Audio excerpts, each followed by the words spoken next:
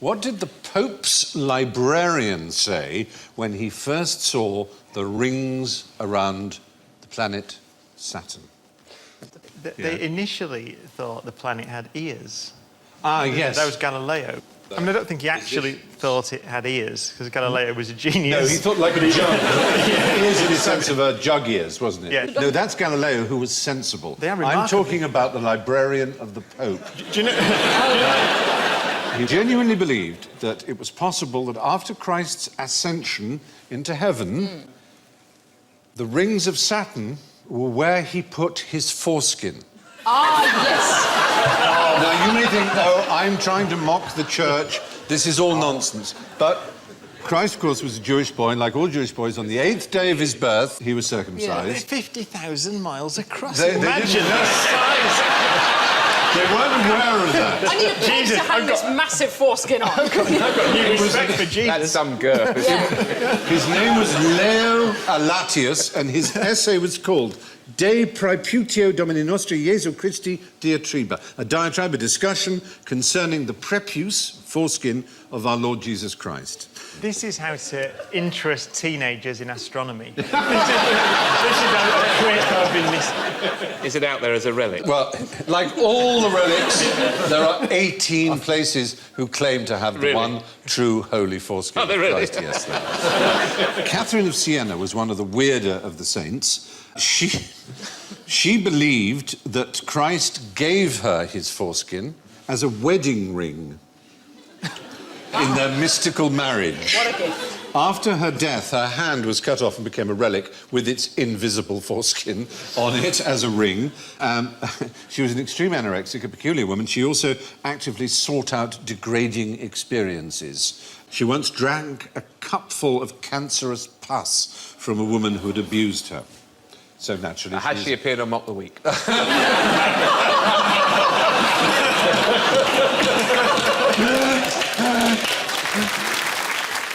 But now, more importantly, more significantly, how were the rings around Saturn actually formed?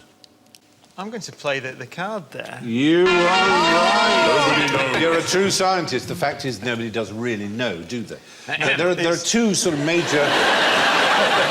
Well done. Thank you. Well done. I wasn't copying. Yeah. There's a Socratic acceptance of the limits of one's own knowledge, and there's ignorance. I'm not saying which is which. No, quite right. There are two major theories. I think there are two major theories. It's thought there could be a moon that was either disrupted, so something hit it and fragmented it. Although they are almost pure water ice. Which, come to think of it now, sat here, makes the moon theory a bit unlikely, doesn't it? Because moons are made of rock. So the other theory would be that it would be something to do with the formation of the planet itself, that something spun off it in some way and then achieved a stable orbit around and then formed these... And they don't coalesce together. They're held, the structures are held by the other moons. There are over 60 moons of Saturn. Are they part of the rings or entirely separate from the rings? Some of them are inside small moons called shepherd moons, which go around and you get rings in between those moons. And then it's got moons outside the rings, which affect the structure of the rings. So they orbit outside and affect it. Quite it's a very complex... Life-carrying moons? Structure. Well, there's a moon called Enceladus, which is about as big as Britain. It's a very small moon. But it has fountains of ice rising up out of the surface. And it's thought that means that there may well be liquid water beneath the surface, so pockets of liquid water. Everywhere on Earth that you find water, you find life. Of all these moons, like, this is the one thing I wanted to ask you. Of all these moons, which one's most likely to be the home to Ewoks? It would be Titan. Titan has got a thicker atmosphere than the Earth. Oh. So you'd need to be furry. Good answer.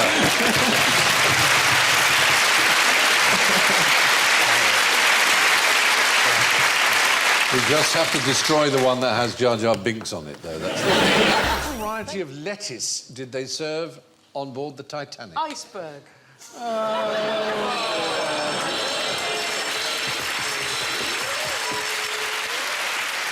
Well, bless you for... I took one for the team, as it were. You did take one for the team, no. The iceberg, that is, had been developed in Pennsylvania, but it was not available in Europe until many years later. The answer is, we don't know. Oh, we do know there were 700 So heads of close to lettuce doing on it. board. Make them sound like heads of state. I know, doesn't The it? most grand of all the lettuce, the head of lettuce. Why did they only have 700 lettuce? Because how many people were on I don't know, Titanic? maybe either they'd already eaten that much and that's how much was saved, or they just didn't order that. Maybe Well, they I think saved the it's lettuce, but not the people. 1,500 people died on that ship. Sorry. Okay, get the lettuce for crying out loud. I misread my card. It was, hold the front page, 7,000 heads of lettuce. One of the bloody things sank then. It was full of lettuce. Before they even started. Lettuces float. But Well, why did it sink then? What is wrong with these people? when is the present? Oh, I'm not going to fall into that trap. Who's going to say it? Well, it's not really a trap. It is a genuinely interesting question. I mean, there are different ways of trying to describe what the present might be, but let's talk about the present in terms of archaeology. Archaeologists actually have an acronym, BP, which means before present, and they can date the present. It's an exact date, January the 1st, 1950. That's the present. That, for archaeologists, and there's a very good reason for this, and you might be able to work it out. was If you born in the did, future. I'd be very impressed. Is it plastics? Not quite that. Bakelite? When archaeologists... Is it- No, archaeologists are interested in the distant past. And recently, in the last 100 or so years, certain techniques have enabled us to discover... I say us, I mean clever Carbon people. dating. Carbon dating has allowed us to discover how old things are. Now, in the 1950s... Basically, they decided by January the 1st, 1950, we had so screwed up the atmosphere with nuclear testing that no carbon dating could be trusted after January the 1st, 1950. So that is known as the present. See, these archaeologists need to learn a bit of physics, though. According to Einstein's theory of space and time, Yes. which is our best theory of space and time, there's no such thing as a present moment which spans the universe, or indeed even the Earth, or in fact even two people moving relative to each other. It is absurd to think of an event that might be happening now in a galaxy and me doing this as being simultaneous. That has no meaning cosmically, does because it? you can swap the order of them, Yes. as long as they're not causally connected. I mean, we don't know how time works at a very fundamental level, actually. But time's arrow. I mean, I actually got my head around that a bit. Yeah. Because Oh, you you don't mean- need maths. If you think that everything's going forward and as it does, it decays. Yes. So then you understand entropy. Yes. I just look, for instance, all you need is an analogy to make that's pertinent to you. So in my case, all relationships. And then you realise, of course, you have that perfect 18 months, and then they're dead. The second law of sexual dynamics. Yes, that's how I, according to me, that's how I extrapolate. To make it statistically significant, though, you have to have an awful lot of relationships. Oh, I do. And they really do That's all very suffer well from the put. law of entropy. But you are absolutely right, Brian. Of course, there are zoologists who spend their life trying to understand communications of various species. Do you know what this species is? The gopher. It is a gopher, a prairie dog. Prairie. A prairie dog, sorry, A prairie I'm dog. full, yeah. It's also known as a ground squirrel. It's a type of squirrel. Isn't ground squirrel a condiment?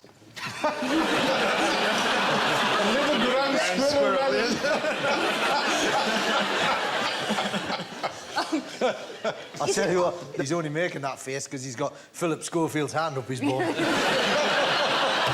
Oh, that takes me back a bit. Is that what the squeaking noise is, it? No, when I say that takes me back, I don't mean there was a time it's all gone wrong. No, yes. Anyway, there is a scientist, Professor Kon Slobodchikov of Northern Arizona University, who spent 30 years studying the language of these prairie dogs. These Do they ground warn squirrels. one another of predators? Yes, Is that and one of the words? he's used computer analysis, and they're able to distinguish between different types of predator. Humans, badgers, various other animals. Not only that, different geometric shapes, right? And And they have a different sound. for each one different of them. coloured shirts that humans are wearing. And the noise we heard is... The noise we heard in Prairie Dog was there is a human approaching wearing a yellow shirt. I know that sounds almost inconceivable. It is. But what's interesting is they can't distinguish between different genders of human, but they can in different height. So if a tall human approaches in a yellow shirt, the leader who's on the lookout will make a series of squeaks. And under computer analysis, you can differentiate between a tall human approaching in a red shirt and a short human in a red shirt. How wide is and their a tall colour palette? human in a yellow shirt and a short one, and so on. Apparently, if a transvestite in tartan approaches, they explode. Yes. What sort of person would say that Alan has a very small penis? I'm sorry. My wife. This is a legal question. It is very much a legal question, yes. Oh, OK. I'll tell you the world we're in. We're in the world of defamation, right? Let's say I was to write a novel about someone who presented a quiz show called K.I., who was called Simon Dry, and he had a regular sidekick with curly hair who was called Andrew Devons, and had a very small penis. The idea is that he'll never sue, because he'll never say, this is obviously based on me. Because no one will say, it's obviously based on me, because my name's like that, and I've got a small... Oh, hang on. So that's the idea, is that when you want to slander somebody, you put in certain things that they would never admit to. They'd be too embarrassed to say that it's like them. There was a writer who was snubbed by Martin Amis, the great novelist. That's Martin Amis there. Peter James was snubbed by him, and he got his own back by creating a character called Amis Smallbone, whose manhood is compared to a stubby pencil. And presumably Martin Amis does not sue. Was it Martin Amis? Who was it who wrote about Norman Mailer and put a little sort of to the appendix, you know, to the index, because they knew that Norman would always look, and That it was just said called Norman Vidal. Mailer, and it said, yeah, hi Norm. That's right. It's a bit like that Jewish joke, isn't it, about the will being read out, you know, and to my brother-in-law Louis, who always wanted to be mentioned in my will, hello, Louis. So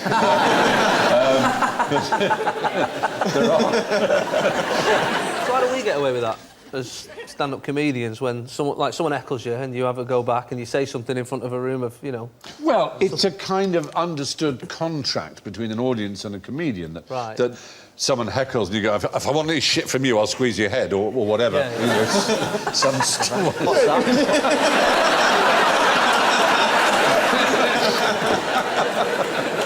So,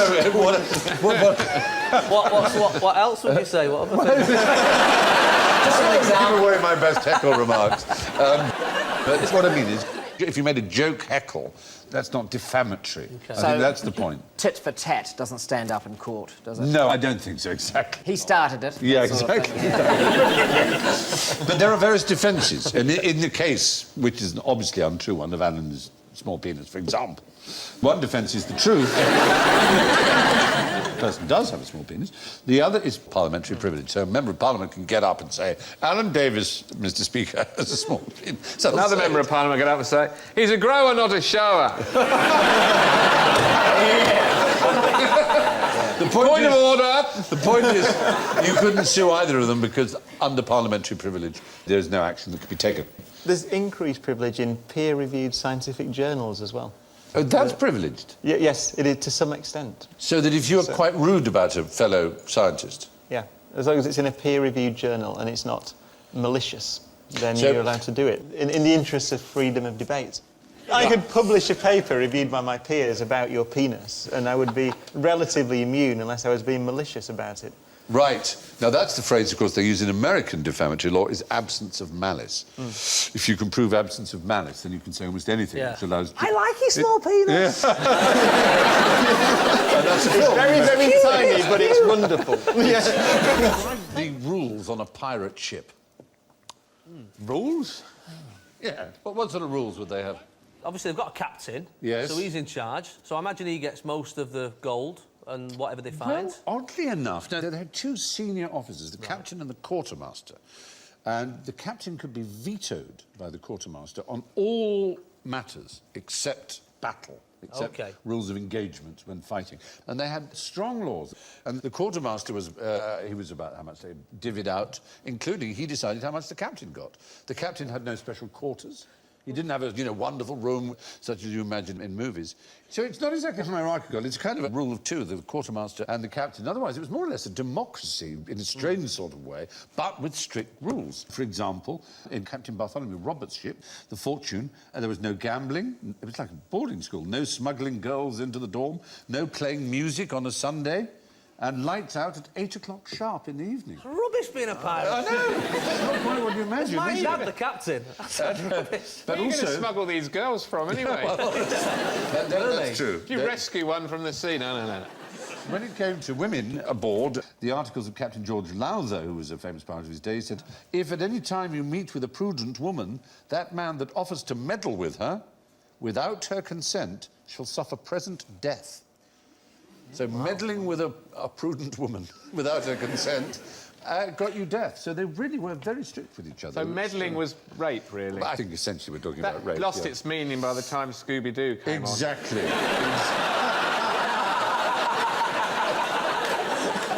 Why you pesky kids haven't meddled?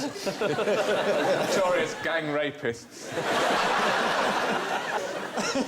That's just terrible. I'm ashamed of you.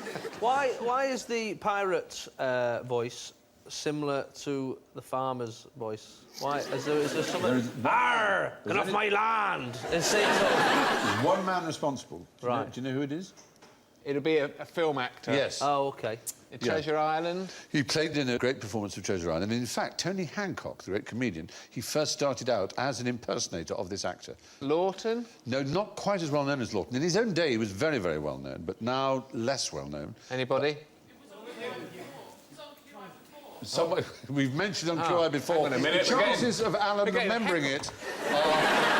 Someone in the front row saying, you've done this! This was on Dave on Tuesday. New facts. Yeah, well, it was Robert Newton, anyway. Robert Newton. Thank you, yes. Robert Newton. Robert Newton is the right answer, but it doesn't count because we've had it before. There we are. Prowse almost did that, didn't he, to Darth Vader? He has a West Country accent, didn't he? Yes, and he he did. famously thought that he was going to be used, didn't he? Yes. With his West Country accent, he got redone. I am by your James Earl father. Jones. Very upset. I'm your father, and I'm your brother as well. See, Darth Vader on a big tractor. Trundling down the corridors of the Death Star, chewing a bit of straw. Darth. Mr. Darth to you. Mr. Darth. It's, yeah, anyway. You know the skull and crossbone flag? Yes. Did they really have that? Because, I mean, that's really giving it we away, isn't definitely it? covered that in the last Oh, series. really? I must have missed that. Alan will tell you all about it. Go on. Jolly Roger. Well, yeah, everyone knows it's called. Or is that a proposition? Maybe later, Alan. It's been 10 years, Stephen, and I've finally come round to it. It's time for a Jolly Roger.